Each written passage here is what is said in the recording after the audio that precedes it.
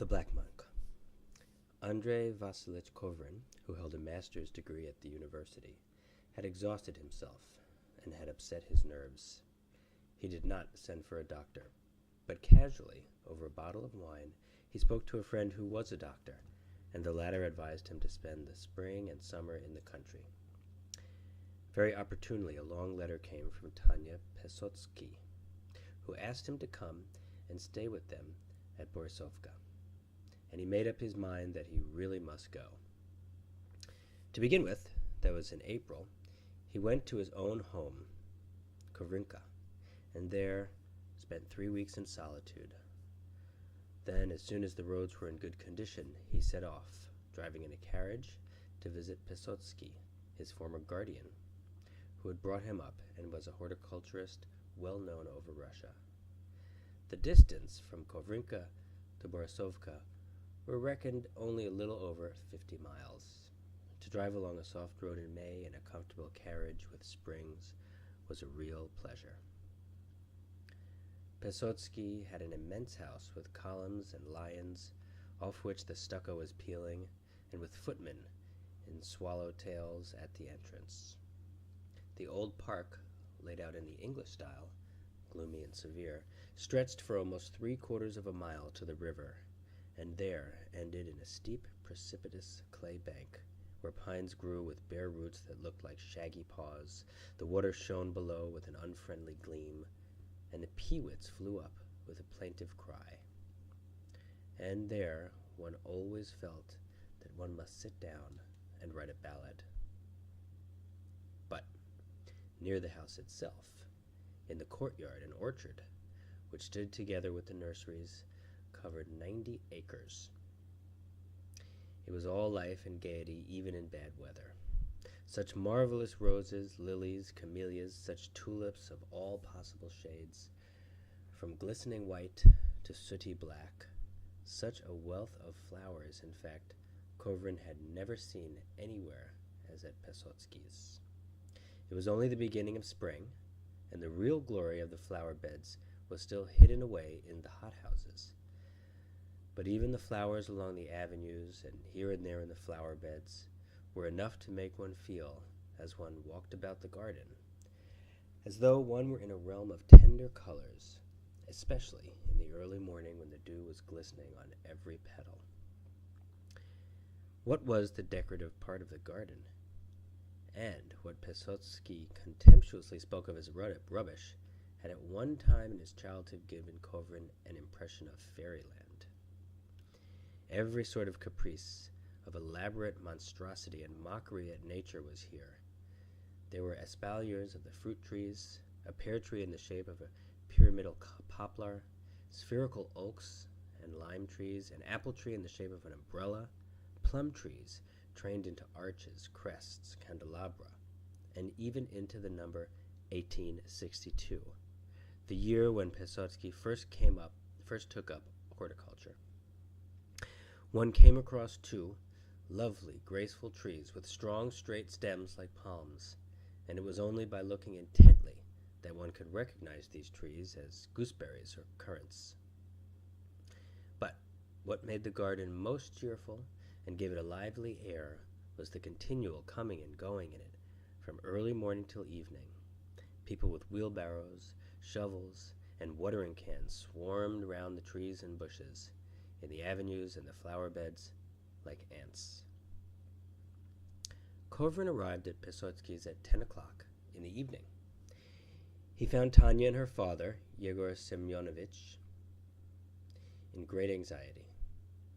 The clear starlight sky and the thermometer foretold a frost towards morning, and meanwhile Ivan Karlovich, the gardener, had gone to the town, and they had no one to rely upon.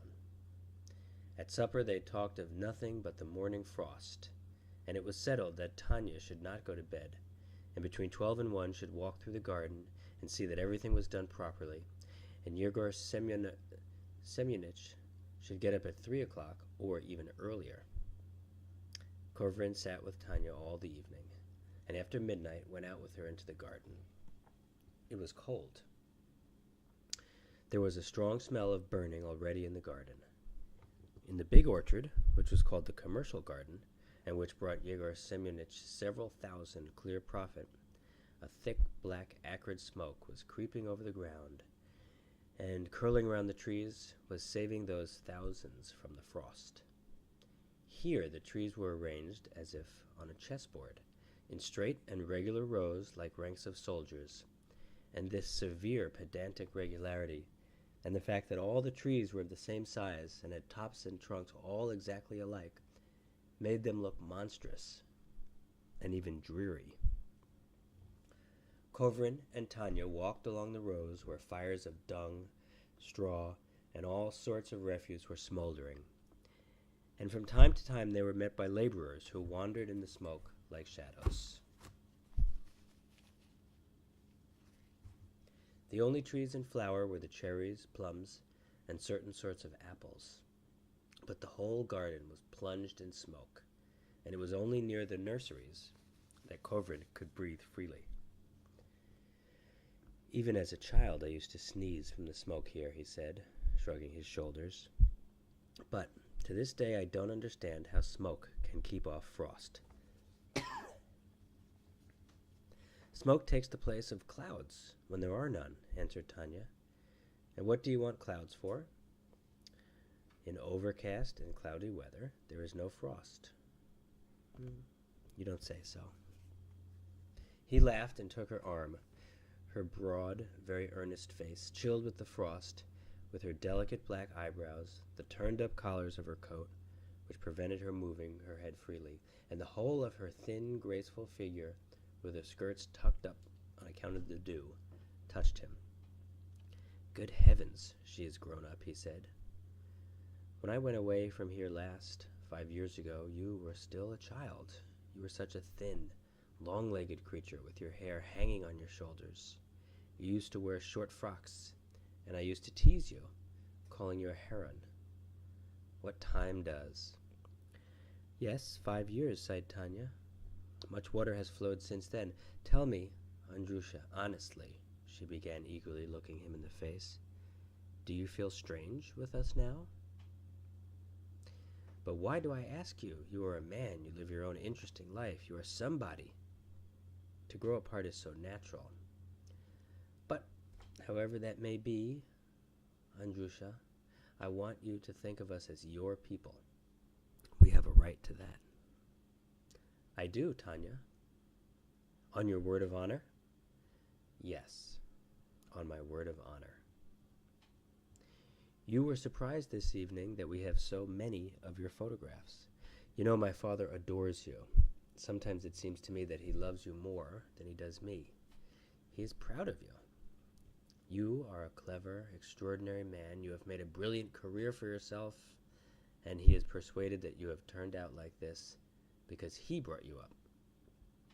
I don't try to prevent him from thinking so. Let him. Dawn was already beginning, and that was especially perceptible from the distinctness with which the coils of smoke and the tops of the trees began to stand out in the air. It's time we were asleep, though, said Tanya, and it's cold, too. She took his arm. Thank you for coming, Andrusha. We have only uninteresting acquaintances, and not many of them. We have only the garden, and nothing else. Standards, half-standards, she laughed. Aports, rainettes, borovinkas, budded stocks, grafted stocks. All of our life has gone into the garden. I never even dream of anything but apples and pears. Of course it is very nice and useful, but sometimes one longs for something else, for variety. I remember that when you used to come to us for the summer holidays, or simply a visit, it always seemed to be fresher and brighter in the house, as though the covers had been taken off the lustres in the furniture. I was only a little girl then, but yet I understood it. She talked a long while and with great feeling. For some reason, the idea came into his head that in the course of the summer he might grow fond of this little, weak, talkative creature, might be carried away and fall in love. In their position, it was so possible and natural. This thought touched him and amused him. He bent down to her sweet, preoccupied face and hummed softly. Onyegin, I won't conceal it. I madly love Tatyana. By the time they reached the house, Yegor Semyonich had got up. Korvin did not feel sleepy. He talked to the old man and went to the garden with him. Yegor Semyonich was a tall, broad-shouldered, corpulent man, and he suffered from asthma. Yet he walked so fast that it was hard work to hurry after him. He had an extremely preoccupied air. He was always hurrying somewhere with an expression that suggested that if he were 1 minute late, all would be ruined. Here is a business, brother, he began, standing still to take breath. On the surface of the ground, as you see, is frost.